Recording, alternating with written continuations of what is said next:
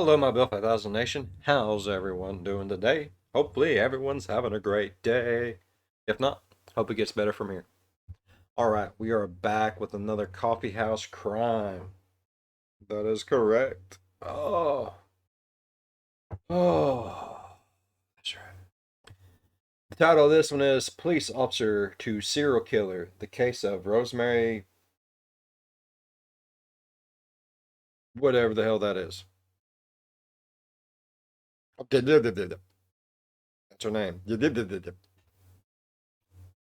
right, I'm excited. I want to see. I need to know. I'm intrigued. Let's get intrigued. That's how. Yep. Go ahead. Turn them lights down low. Put on something comfy. Come up with something special. Let's get intrigued. Let's do it. Come on, peoples. There is no exact definition in the dictionary to describe an evil person. But following the Person who's evil. I did it. Someone who is wicked. Wicked witch of the Westie. details of this case, this woman comes pretty close. My name is Adrian, and welcome back Looks like a fucked up Care Bear. The hell is wrong with her? to another video by Coffeehouse Crime. In today's case, we'll be looking at the crimes of serial killer Rosemary Ndlovu, and how this policewoman's selfish desires took the lives of 6 innocent people, with a further 6 planned. By the way, post solved unsolved case, we'll be looking at the crimes of serial killer Rosemary Ndlovu, and how this policewoman's selfish desires took I'm never gonna try to say that name. Fuck that. the lives of 6 innocent people, with a further 6 planned. By the way, I post solved, unsolved, and strange cases here on a weekly basis, so if that sounds like your kind of thing, please consider subscribing to Coffeehouse Crime. So pull up a seat, grab a coffee, and sit back. This is the case of Rosemary Ndlovu. Nah, I'm not. I can give a fuck.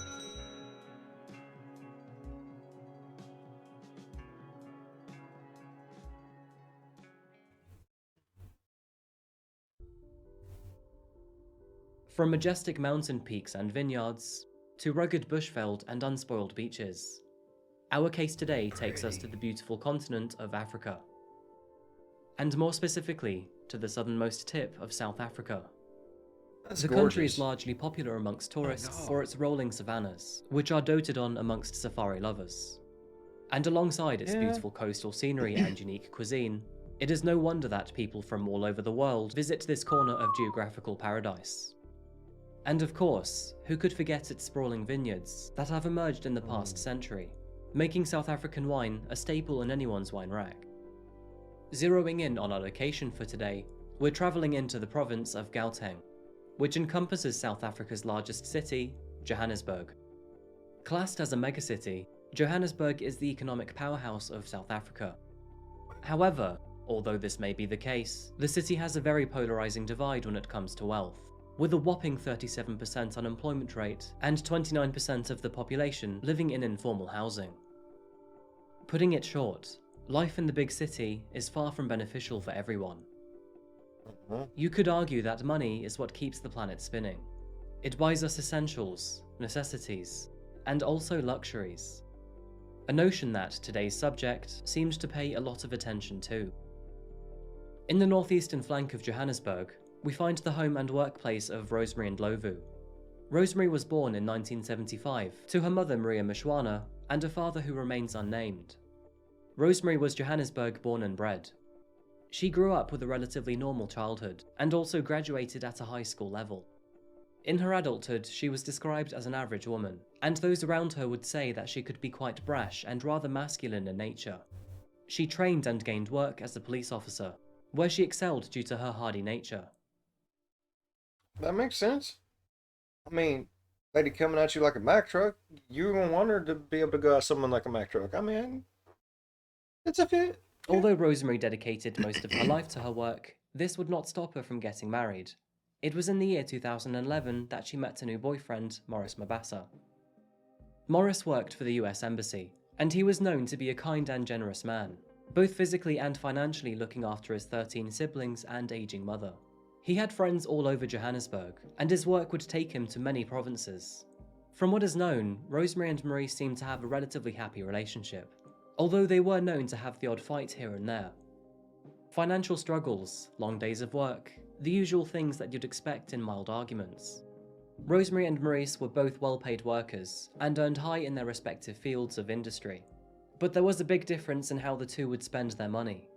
Although Maurice would share his wealth with his other members of family, who were often in poorer situations, Rosemary was quite the opposite. She would often spend all the money she had on herself and her gambling addiction, rather than helping out her poorer siblings and mother. And many of them quite literally lived in poverty. That's Due to shitty. Rosemary's nature of work, and also her family members' lifestyle and living conditions, she would often tell them that maybe they should consider getting life insurance, as the mortality rate for those living in poverty in Johannesburg is sadly very high. She often offered to file and pay for those insurance policies as she had a well-paying job within the family.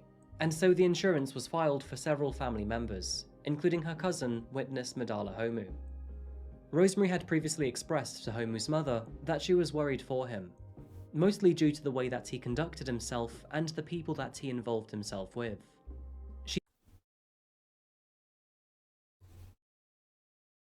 What the fuck kind of stupid ass shit is this? Are you serious? Oh no. I know, I know. Oh, look, I like to help my family. I'm sorry. I know it makes you angry. But it's okay for her to go out and blow off her money on her gambling addiction. And she's gonna have the balls to look her family in the face and be like, get life insurance. I'll pay for it. Because this bitch wants it. She hoping you die so she can get that money. Give me the money. He therefore encouraged Homu's mother to add him to a burial society. Homu's mother accepted, and the policy was filed with her consent. However, during this procedure, Rosemary listed herself as Homu's wife. And being his cousin, there's a few things wrong with that. Yeah. A few months would pass, when suddenly in March of 2012, Homu disappeared without a trace. With the family living in poverty, and therefore having no cameras, mobile phones, or social media profiles, barely any pictures Damn. of Homu or his family are available. But Homu was a family man. He loved his mother, and he was close to the rest of them too. So after vanishing with no correspondence to anyone, it was a very troubling sign for the family. Never really think about it. When people go missing in most places, there's buttloads of pictures. There's usually a way to find them. Like, what do you do in a place like that where it don't know? There's just not. All right, who are we looking for? Anyone got a picture? No. Well, can we get someone a drawing? I mean, what the fuck? Seemingly distraught by his disappearance, Rosemary spearheaded a search for her missing cousin, assuring her family that she would do her very best to try and find him. And sadly, that search didn't last too long either. Very shortly after investigations began, Homu's body was discovered just a few miles away in Olifantsfontein, a town just north of Tembisa. Autopsies discovered that the cause of his death was blunt force trauma to his head, Damn. and, rather obviously, his death was ruled as homicide. But unfortunately, Homie got knocked the fuck out. It was the Rosemary's baby. these are the lower class lands of South Africa. He was just one of many murders in this area, and as a result, further investigations were sadly deemed not worth the funds or time. Oh, who cares? He's from the shit part of town anyways. No one likes no one there anyways. Let them all kill each other. Yeah. Is that how that is? Man, just because you live in a place like that doesn't mean you want to. Sometimes you just ain't got a choice. Dude,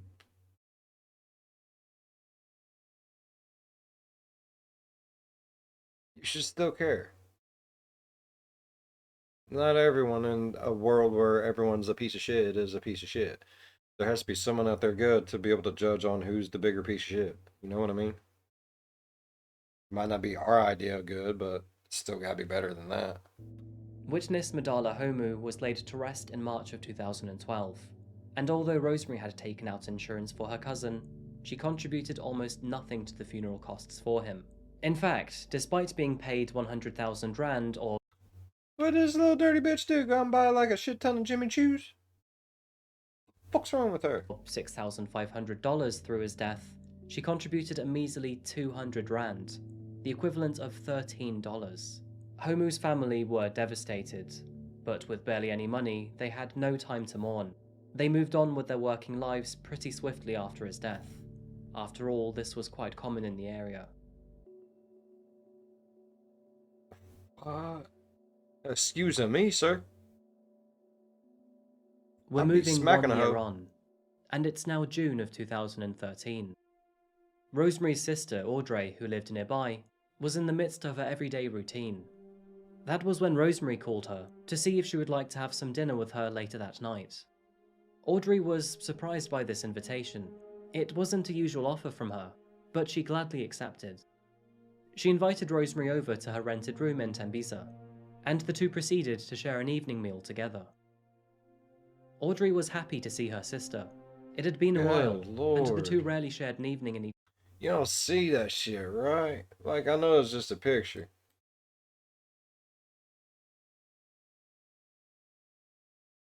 But hold on. The two proceeded to share an evening meal together.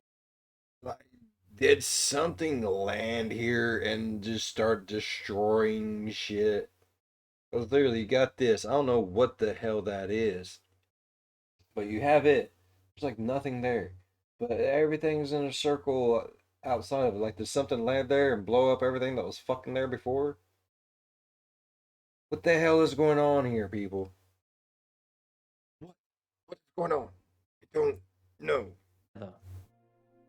Audrey was happy to see her sister. It had been a while, and the two rarely shared an evening in each other's company. Supposedly, nothing worth mentioning I don't want happened to be during this trusting none of dinner. that shit. And afterwards, Rosemary left Audrey's Mm-mm. house and went back home. Nope. The very next day, to her parents' surprise, Rosemary couldn't get hold of Audrey on the phone.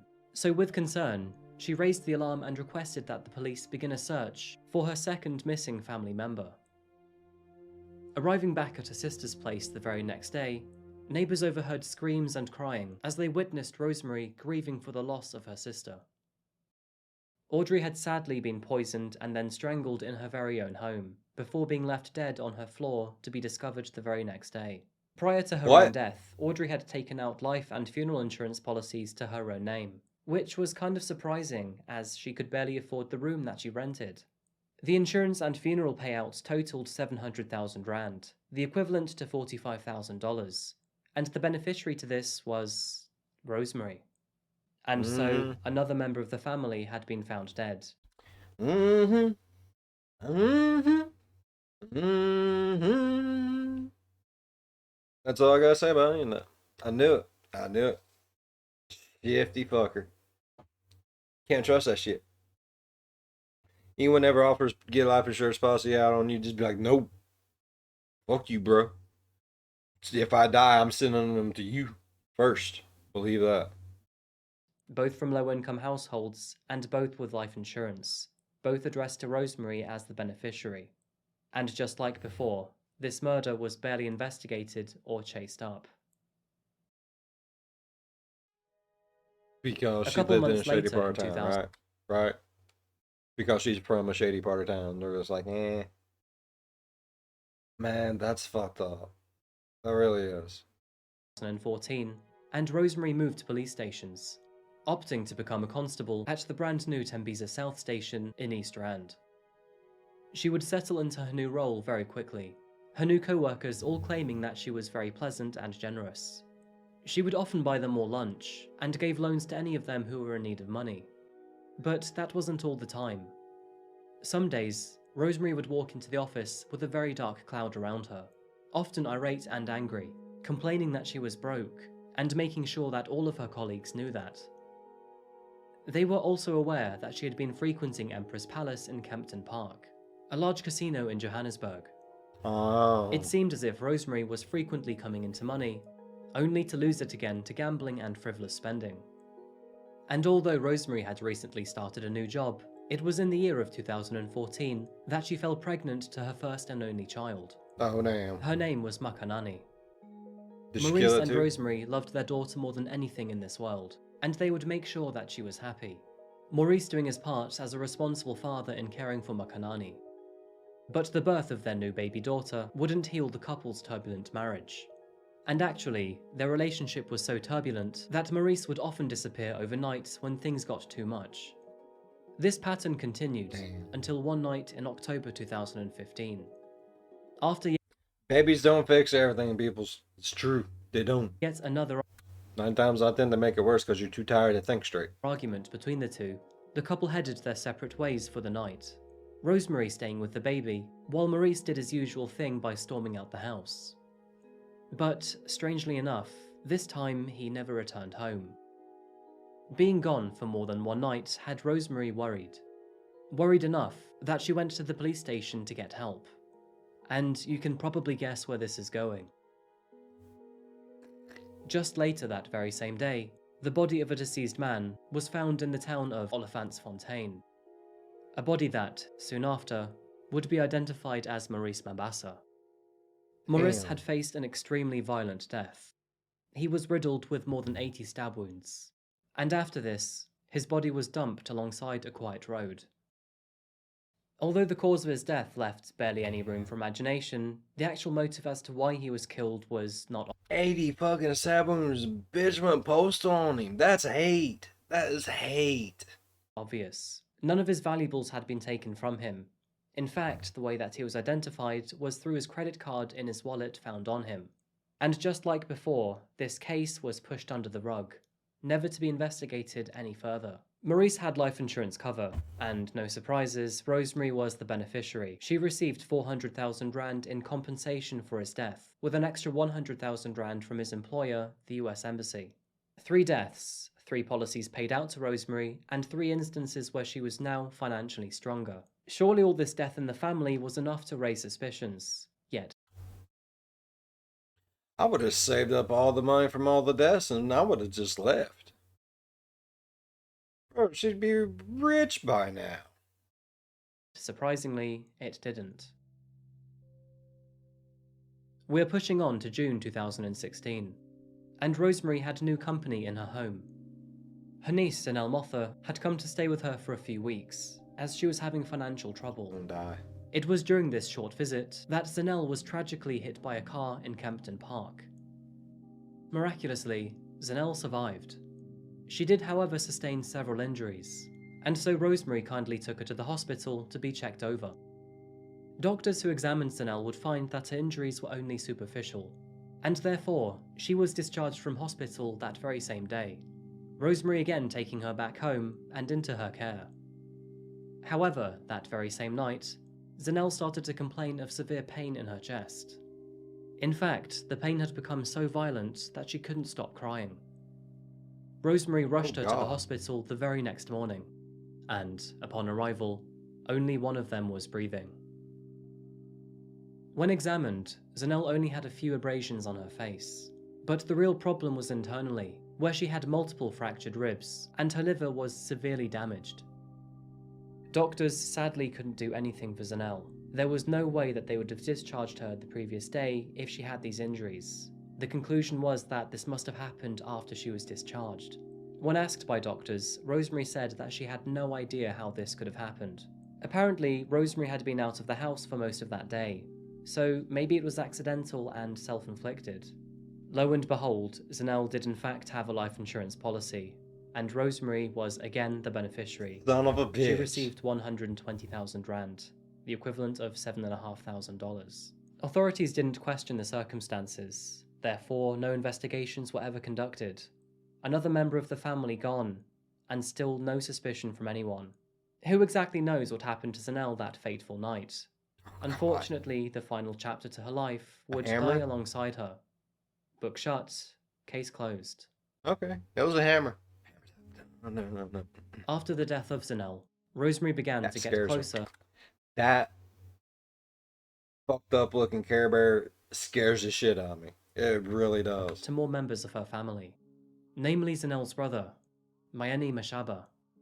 By April of 2017, Mayeni was due to visit Pretoria, a city just north of Johannesburg. And Rosemary, wanting to be closer with her nephew, offered to drive him halfway, where he could then hitch a ride from a gas station. Mayeni agreed. Rosemary dropped him off as planned on the R21, before heading back to her own home late that evening. And the very next day, she received a phone call from the police. They had found a body in Olifantsfontein, and after investigating, it was identified to be Mayeni. Another death, and another insurance claim to be filed. Only this time, the insurance company was a little more thorough. On the Thank policy, God. Rosemary was listed as Mayeni's partner. Again, kind of gross. And as she couldn't produce any proof of such a relationship, the claim was ultimately rejected, Rosemary receiving nothing.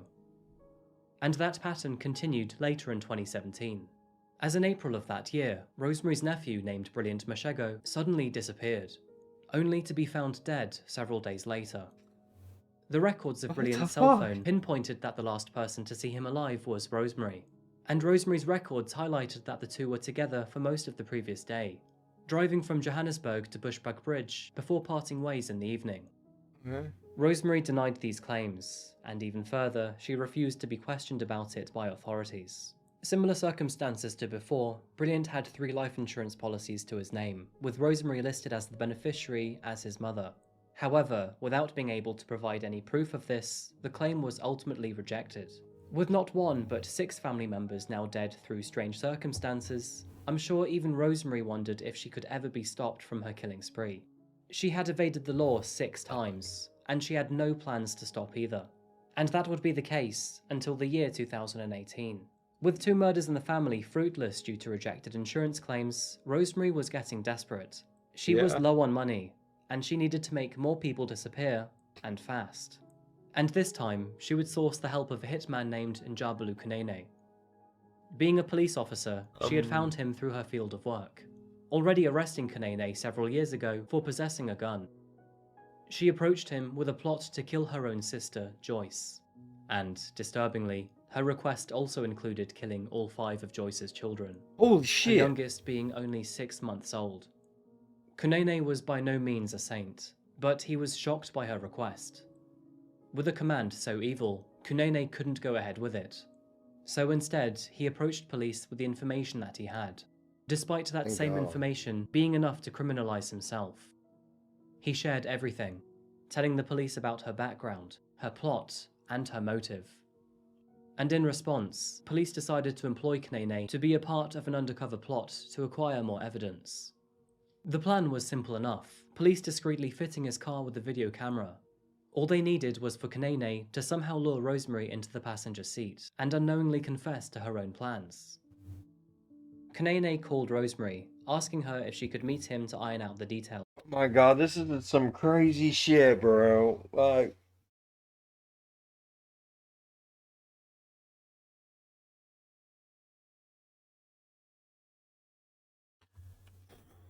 ah. She agreed, and this time Kunene would have an accomplice, who was actually an undercover police officer. She agreed to drive the pair to Bushbuck Ridge, about a 5 hours drive from Johannesburg. This was in order to show them where her sister and her children lived, and how exactly she wanted them to be killed. The sting operation was a great success, and what Rosemary was caught saying on camera is haunting. Oh God.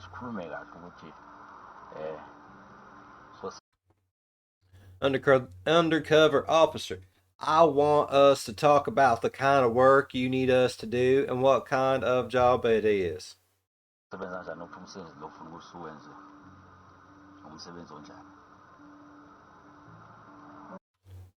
Rosemary. It's a remove a person. Really? It's to remove. It's to remove a person. It's to remove a person. Like, why? You can go in, strangle them, and burn them, but don't stab or shoot them. That's not done in the villages. You see, setting them alight.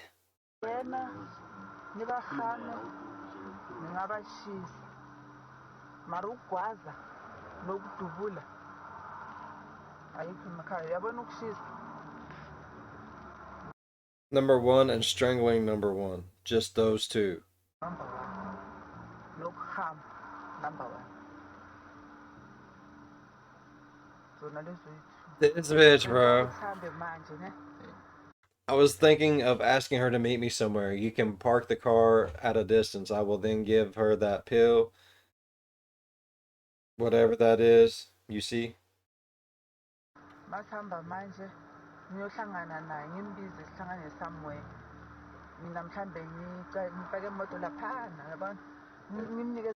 Then tell her that the pill will help her now that it's the flu season. I will advise her to take them before going to bed because they will make her sleepy.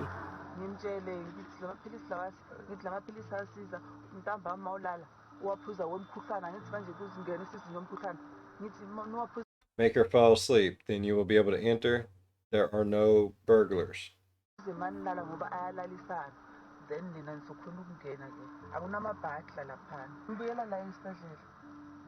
I will return to the hospital. Even my husband knows that I am in hospital. I asked the hospital for a pass out and they gave it to me.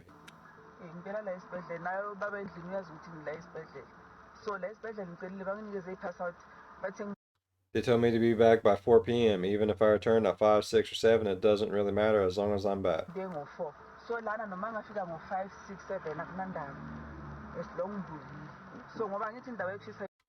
Thing about torching, it requires that you do it at night.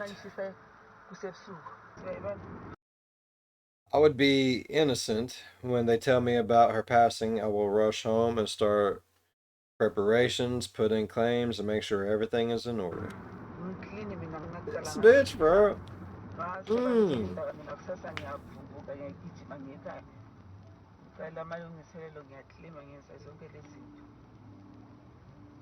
Needless to say, Rosemary was arrested just moments after showing the hitman her sister's house. The following court case was a lengthy one. Beginning in 2018, she was trialed for 6 counts of murder for the lives of her cousin, Madala Homu, her sister, Rosemary Ndlovu, her boyfriend, Maurice Mabasa, her niece, Zanel Motha, and her nephews, Mayani Mashaba and Brilliant Machego. And throughout her killing spree, Rosemary had pocketed 1.4 million rand from several insurance payouts, totaling around $90,000 or £65,000. Throughout her trial, the court found... I know that's not a lot, but bro, that's enough to get you the fuck out of wherever the fuck you at. $90,000, bro. Like, I don't know how much houses in Africa are. I don't. But I imagine you could probably get you a pretty damn decent one for 90,000. I imagine you could probably get you a pretty damn decent one for 40,000. To be honest with you, depends on if you like the neighborhood or not. Okay. It difficult to gather sufficient evidence to support all 6 murders, as there was never much of an investigation into any individual case. That is awesome. And as a result, the court had to take a substantial amount of time to build this unique case against her. 3 years later, on the 22nd of October 2021, Rosemary Ndlovu's trial began. The court amassed a total of 40 witnesses to come forward and testify against Rosemary, which included family members, colleagues, and the 2 hitmen that she had attempted to hire to kill her sister. As proceedings began, Rosemary was jovial. Should I get up and pose for you? Okay, I will get up so you can get a better view. I am doing this to help you do your job better. Towards the court, and often posed for cameras, seemingly unaware of how serious her situation was. Family I will take my shoes off because I might be a bit too tall. Families of those deceased took to the stand to comment on how unfeeling and flippant she was at the funerals of their loved ones. It was also highlighted that, even though she was the one to prepare and file those insurance policies, she was also always the last person to see the victim alive, and barely contributed towards funeral costs. Wow. It wasn't until the unflattering coincidences started piling up that Rosemary began to get hostile. She outright denied any involvement in any of these murders, meeting these allegations with anger and rudeness. She even got angry at journalists simply for recording her. Regardless of this, at the end of her trial, she insisted that she was innocent, but did apologize to the families and friends of those who had been killed and asked for forgiveness. It didn't take long for It's just Rosemary's crazy. verdict to be made. You know what happened if I did that shit? The cop would have hit me in the back of the head with something really big until I was knocked unconscious, and then they would have picked me up and threw my happy ass in the back of the damn thing. They're just like, stop. Don't stop that now. In October of 2021, Rosemary Ndlovu was found guilty on all charges, which included 6 counts of premeditated murder, 4 counts of fraud, and 7 incitements to commit murder. She was therefore served with 6 life sentences, 70 years for incitement to commit murder, and a further 10 years for her counts of fraud. Rosemary will be 71 before she is even considered for parole. She shouldn't be considered for parole, period. She killed so many fucking people. Her family. Are you serious? That's stupid. Speaking about her in the nicest kind of way, Rosemary was a selfish monster with a gambling addiction who saw her own family members as a commodity to trade for monetary gain. This story is both sad and heartbreaking, and through her path of destruction, It's sad and heartbreaking because so many of her family members actually had to die before anyone realized what this bitch was doing. Like, seriously? Hey, let's get in. Man, I knew what she was doing as soon as she said, hey, I'll pay for insurance. I was like, oh gosh, she's going to kill them all. she has left a huge hole in her own family. A family who inherently loved and trusted her, some of them to their very end. But on a more positive note, Literally. a mother and her 5 children were all spared I love you to death. their lives with thanks to the conscience of Rosemary's hitman. And who knows who else he has saved in this process. Right. Wrapping up this case, I want to leave you with the interview of Rosemary's sister, who now has to deal with the thought that her very own sister tried to burn her alive. And her kids. I don't have anything. Even my house was built by the government. It pains me because she has been employed for a very long time. I don't have anything. Even my house was built by He's gonna read it. Never mind. I'll shut up. My bad. the government. It pains me, as she has been employed for a very long time. Is she not embarrassed by the fact that she wanted to set me alight in a government house? I am unemployed. I do not own anything. And after that, they took Rosemary back to the car. I kept wondering what was happening. They then said what had brought them here. It was that I would be dying today with my children at 9 o'clock. They said my sister had bought petrol and cold drink, and poured drugs which would make me not feel anything when we burn. I wondered why she wanted to kill me when I had nothing. I felt sorry for her when I saw her in court. But then I remembered that I mean, is that a show of sympathy that she at least wanted her on something so she wouldn't feel nothing when she burned? Or was it just literally so, she just burnt alive in her sleep and that way no one heard the screams? I mean, this is one twist of fucked up Care Bear, bro. my kids and I were supposed to be dead. And that just about wraps up today's case. Thank you so much for watching another video today by Thank you. Coffeehouse Crime. It was a good one. I enjoyed it. It was different. It was fucked up. I thought she was just like going to kill bad guys or something. I didn't know this crazy hooker was going to get out there and just start killing her family for life insurance. Like, fucked up shit is that, bro? Like, no, don't do that shit. That's homie. Homie, look at me. No, you don't do that. Especially that many times in a row. That's stupid. That's my cousin husband. My sister wife. Oh my god. Alright. If y'all enjoyed today's video as much as I did, please go down there. Leave a thumbs up. I love them thumbs. If you're a fan of the spooky, scary, strange, deranged, think about subscribing. As always, Be good to one another. I'll see you in the next one. Bye bye. Man, I thought my family was fucked up. I mean, we might try to kill each other, but we ain't getting paid for it. Mainly because we never thought of it. I mean, don't get me wrong. If we would have, that'd be,